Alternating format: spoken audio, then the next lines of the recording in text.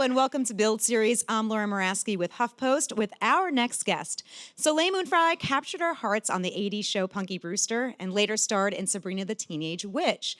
And she made appearances through the years on shows like Friends and Saved by the Bell.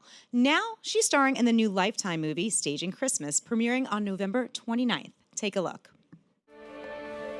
You wanted to see me? Yes. Come on in. I want to know how the party's coming along. So far, so good. It was a little like starting from scratch, but I think it worked to our advantage. Did you see the new invites? I did, and I saw you chose a private residence. Yeah, it's this beautiful chateau-style home that has the same elegance that the Deller Art Gallery had. I think you're gonna really love it. Right. Well, you know, I saw the invites were a lot more celebratory and fun than in years past. Yeah, there's a lot of joy in the staging, while still keeping the classic Christmas feel. All right. This gives me hope. You know, another reason why I chose the Deller Gallery was because of their enormous Christmas tree. You know, you just walk in that place and you get hit with this authentic Rocky Mountain pine aroma. You think we could do something similar? A real Christmas tree, of course. All right. I look forward to seeing how this all turns out. Me too. I mean, I can't wait to show you. You know, knowing I can count on you for this Christmas party, that means a lot, Lori. Please put your hands together for Soleil Moon Frye, everyone. Yeah. Oh. I'm so thrilled to be here. We're so excited to have you here. This is your first time at Build, is it? This is my first time at Build and my first Christmas movie. So this is a very exciting moment. Yeah, and I'm actually surprised that this is your first Christmas movie. It is, and it was like on the list of my dreams. It was romantic Christmas movie for Lifetime, so it really is a dream. And this one definitely fits the bill. You play Lori, who is a stager for Christmas, essentially. Can you tell us a little bit about what she gets into? Because she does find some romance. Yes, she finds some romance. She is all about everybody else's Christmas and always putting together the beautiful Christmases for others. And now it's, of course, she falls in love, and now the holiday joy falls into her life, and it's very sweet. And I'm obsessed with Christmas, so I am like Miss Holiday crazy person. I might have won Holiday House of the Year once with our Christmas lights, because I am like all out on like the reindeers and the decorations. And so this was like my dream come true. This is awesome, okay. Celebrating Christmas in July in Utah was awesome. That's great. Okay, yeah, so how early do you set up your own Christmas decorations? Well, that's the funny thing, is I'm all into it, but I wait till the very last minute. Okay. So I am like panic stricken because I am like in the very 11th hour hanging up lights and trying to, you know, find the perfect reindeer for their front lawn and picking out like baskets for the kids. And I mean, it's pretty funny. But it is. But we cook a lot. Right, and like it's one of those things where it's like so festive, and you have 4 kids, so there's lots of Christmas to go around. Yes, and holiday season. There's a lot of Christmas to go around, and a lot of children to try and make happy. A lot of happy chaos in the house. Well, this really touches on the festive spirit, because there's a little girl that's part of the movie too. We don't want to give everything away, but you star alongside George Stoltz, right? Yes. And he was on Seventh Heaven, so some of us might remember from know that. What was it like starring alongside him? He is the funniest human being. So we had a blast. I mean, it was so much fun, and he was more experienced in the Christmas movie department. So it was so much fun, and he was fantastic. And then Jaleel White, who I've known for years, and that was such a joy because we've grown up in the business together and knew each other over the years. And it's so nice when you get to see a friendly face that you've grown up knowing for so long. And it was funny. We were just actually corresponding like right before I walked out here. I'm like, oh, it's so nice to have that kind of those lifelong friendships. Yeah, absolutely. I'm sure you've developed a lot of those through the years, having been in this business for a while. Blessed. I think so often you hear, you know, the negative stories of kids growing up, and I always say for every one of those, I can tell you a bunch of really amazing stories of my friends and peers that have grown up to really do amazing things with their lives. And how it's coming full circle, and you're in this new film together too. You know, where and when did you shoot this? Because it's, you know, I find that you're not shooting it necessarily around Christmas. No, we shot in July in Utah, and it was maybe like 100 degrees, and you're wearing sweatshirts and jackets. But I was so excited about the Christmas movie that I would be out on set every day, like listening to Jingle Bells. I'd be like, deck the halls, you know, and I'm like in sweaters and jackets. And I was just so happy. And I think that at this stage in my life and my growth, I just have so much gratitude, and I love what I do so much. It'll make me emotional. I really do. I love it so much, and I feel so humbled and lucky, and my heart really bursts with gratitude. And there's never a moment that I take that. I really try not to take that for granted. That's right. I mean, that's the thing. You've been in the business for so long. It's one of those things where, like, it could go any different way. But here you are working, busy, doing new things that you haven't done before, which is really exciting. It is so exciting. And I understand you have not seen this yet. I haven't seen it. She has seen it, and I haven't. I'm going to be watching it with everyone else. Yes. I'm so excited. I know. Well, that's the thing about Lifetime and the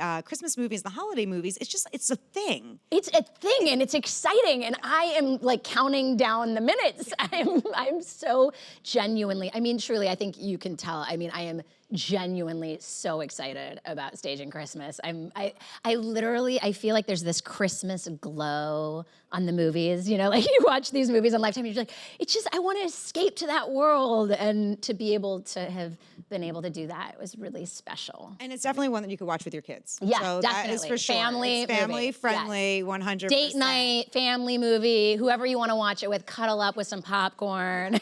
It's going to be very fun. But this is not the only thing you're doing, because earlier this year it was announced that Punky Brewster is coming back.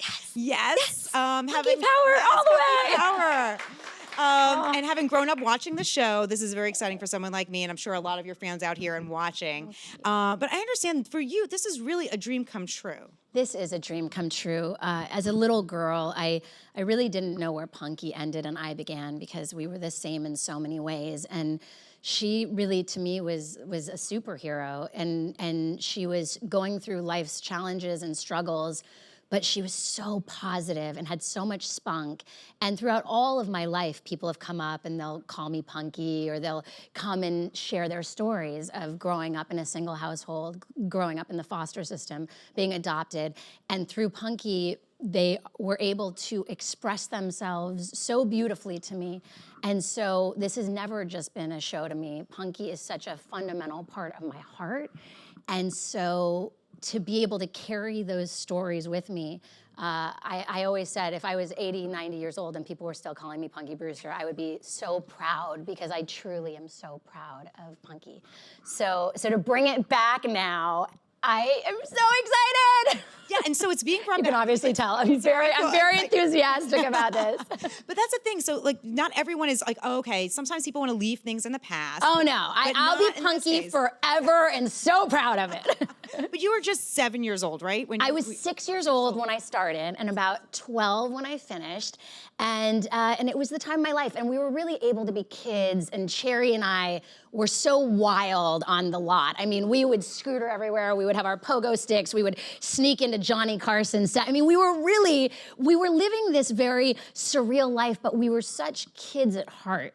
And it was so amazing, because seeing her for the first time in 20 years, because Cherry is still my bestie on the show. She's coming back. And such a good, dear friend in my life. We saw each other after 20 years, and the elevator opened, and we just burst into tears. And I get emotional talking about it, because truly, for both of us, this is a dream come true. And we just had so much joy. And I talked to my 5-year-old about this, that there's sad tears and there's joyful tears.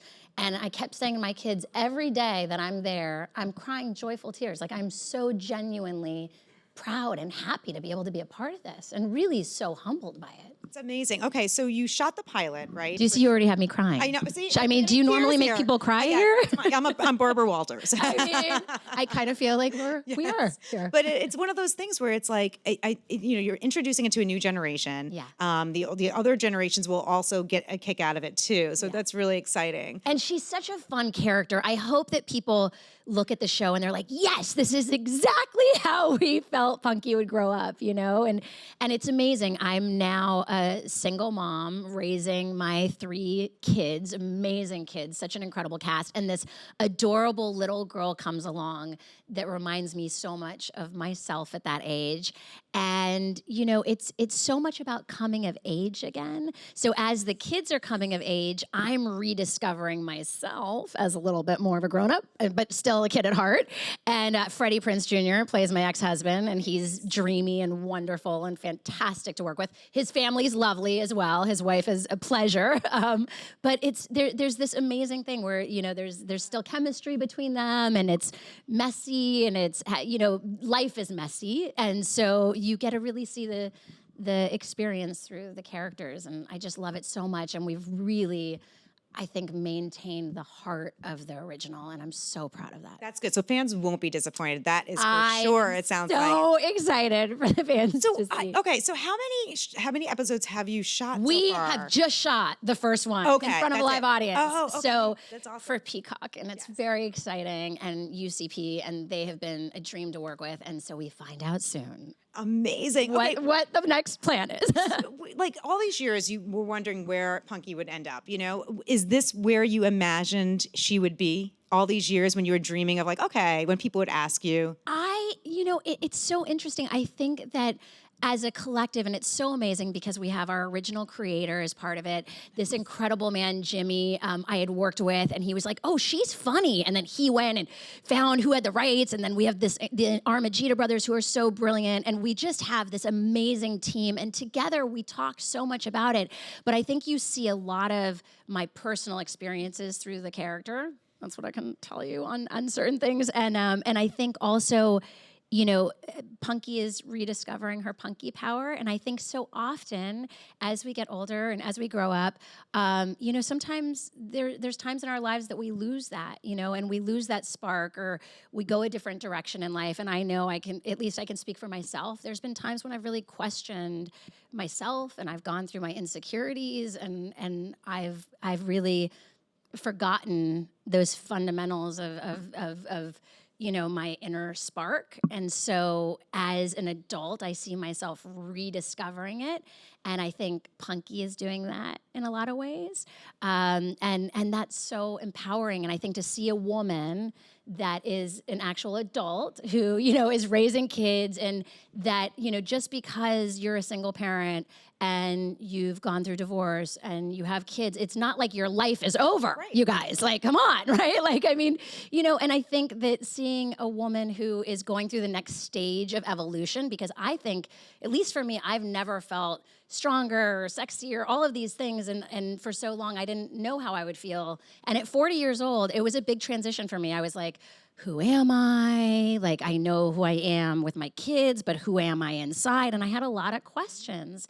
And now a couple years later, I'm like, all right, I could get into this. I'm finding my, like, power again, you know? But I think that's exciting to see through a show. Yeah, and we're going to see that. Strong female leaders. We need. Of course, I mean, with wonderful men around them as well. Yeah, but I mean, I think this show in particular is something that we need right now. Yes, I mean, I need it right now. And so I'm like, yes, like I can watch this with my kids, and that is something I'm really proud of. You know, bringing it back to Staging Christmas, this was written and directed by women too, right? Yes, Amy, okay. It was so awesome, and such an incredible team, and she was such a rock star, and we had so much fun working together, and it was she was fantastic to work with. Oh, that's really great. Yes. So your kid, it's so awesome to be able to work with strong females, and it was so awesome. You know, it was so awesome on this to have her by my side and really like leading the helm. And then I get to see like a friend like Melissa Joan Hart, who like came to stay with me a few weeks ago, and she's directing also. And I'm like, yes, strong women, you know. And my girlfriend Lucy, who's here in New York, directing. I'm like, this is, and my friend Demi, who just wrote a book. And not to, I don't mean to sound like I'm name dropping, but my point is, there are some strong, powerful women out there really helping lead the charge, and I'm really proud and to be it's part of actually that. really nice to see. I mean, female friendships is sort of a theme that I'm gathering Yes. from you through the years. I have a lot of strong female friendships, and I think they're so important. And it sounds like you've really created bonds with people that you've Yes. worked with in the past. You mentioned Melissa Joan Hart. I've actually, she's been at Build before, and we sat down here not too And long by the way, ago. she is so experienced in the Christmas movie department yes. that I was like, Melissa, tell me everything I need to know for staging Christmas. Okay, what do I need? Okay, so how does this work? And it was so much fun though, being with her again. You know, here she was staying with me, and we're having a slumber party and like hanging out with the kids. And then a week later, we're at the amazing Lifetime event talking about our movies together, and we're so genuinely proud of each other and empowering each other, and that is so awesome. Like and we're, talking about each other's movies and, oh, your Christmas movie, my Christmas, and that's just, it's awesome to see, it's really, it's amazing. It's really nice. So for those who may have forgotten, but I don't know how you could forget, you starred in Sabrina the Teenage Witch. On Sabrina the Teenage Witch. Yes, alongside Melissa Joan Hart. So, I mean, that experience It was really her show. Yes. She I got to play her bestie roommate, which was awesome. But she was your character on that show was a strong character too, being a feminist, etc. So I think that there's like a little theme there. Roxy. It was very fun to play. Roxy, I loved it. And I was talking backstage with someone. I said, she was on Friends. She was on one episode of Friends, a very memorable episode of Friends. Someone just started going like this. Yes, I was punching. I was the punching girlfriend of Joey, and it's definitely the work that my kids are most proud of. I mean, they love Punky, obviously, but they are so proud of it because my kids have watched. I mean, literally, my daughter Jagger and Poet do like trivias. Like at summer camp, they call them down to go and do Friends trivia with the counselors because they know everything about every episode. And so Friends is it's a very big deal in our household. Yes. Well, yeah, and that episode in particular was very memorable. So it was like one of those things. A lot of Friends episodes. My daughter actually knows like the episode number. She'll be like, episode 105, and I'm like, what? How do you know this? But they are fans of Punky Brewster, I guess. Yeah. So have they watched the episodes from the past? They've watched Punky, and it's very funny because my son, we were doing a road trip, and the kids had really wanted to see the show, and so I put it in, for them to watch on the DVD. And then the next week, my little one kept calling me Punky everywhere we went, and I was like, you have to stop because people are going to think that I asked you to call me Punky Brewster so I get recognized on the street. This is really embarrassing. Do you get recognized a lot? Do you feel it's funny. I think that people really identify with the character, so it's very nice. People come up and share beautiful stories, and very sweet. It's really nice, and it's so nice that it's coming back. So okay, but you're a mom of four, and you're doing a bunch of things, but you're also very open about being a mom and being a parent. Even at HuffPost, we had a roundup of your best quotes from this, like over this summer. What did I say? No, just like some cool parenting quotes. But I mean, what's your strategy? I think your Twitter handle said something like "messy mom living in chaos" or something to that extent. Like, what's your strategy? It changes every day. It depends on how well I'm getting along with everybody in the house. No, I'm kidding. It's amazing. I love raising strong, amazing young ladies and raising my sons who are strong, amazing boys. And I try my best. And there are days when I don't do so well and I feel like I'm going to fall on my face. And then there's days that I have these like incredibly proud parenting moments. And I'm like, yes. And I think it's about going through those times and just doing your best. And when things fall apart or they feel like they're falling apart, to be like, okay, I'm going to try better tomorrow. And so the one thing I think I'm learning so much with so many different ages is that it's very easy for me to reflect my own experiences onto them. And I tend to do that a lot. And I'm learning that their experiences are their experiences. And I can support and try to support by sharing my stories. But I can't make my story their story because they have their own stories. And so that's, if that, does that make sense? That's something that I'm learning right now, especially with having these strong, incredible young women. And I realize every day that they teach me more about myself than I could ever, teach them. And also each kid is so different. And so to really look at them each as individuals is something that I learn more and more every day. It's really great. But, it's funny because you said they have such different experiences than you have, but you had a very different experience than most people because you grew up like Right. in the spotlight. How old were you when you started acting? Like I 2 or was 3 years old? 5 when I started. Yeah, so 5. And I did, but I still went through the trials and tribulations of, of puberty and awkward stages and developing very fast, just things that I think that are just the human experience of being a teenager, And still doing those things real people do. You went to the new school right here in New New York. York City, yes. I didn't finish, but I went for a while. It was awesome. It's like some of the best times of my life. Oh, that's great. My best friends who were my skateboard friends here that became my second family. And it was an amazing time living in New York City. So you've done so much. You're tackling this new thing, which is a Christmas movie. What else is on the agenda for you for the future? What's something that you want to do that you haven't done? I feel very lucky because I'm doing so much of what I love, and then my heart is very dedicated also to philanthropic work. I feel like so much of the blessing of being able to be in front of the camera is to give back, and that's incredibly important to me. And so I love working with my kids on nonprofits that are close to their heart. I've done a lot of work with CORE, which I'm on the board of, which is Sean Penn's nonprofit, and I've been working in Haiti since right after the earthquake, and now we're in the Bahamas, and we go and do work in disaster relief areas. So we do lots of incredible work, and that's a very important part of my life, is to try and give back. And I think it's such a gift that we get to do what we do, and so continuing to do that is very important to me. It's really commendable, and it's also really nice because you do have that platform to get the voice up for some of these important issues. Absolutely one of the most important parts of at least for me, and I can speak for myself, in this incredible life where we get to go out and share our experiences. I think it's humanity. My father was involved in the civil rights movement, and I look at the work that he was able to do, and I feel like it's humanity. It's such a part of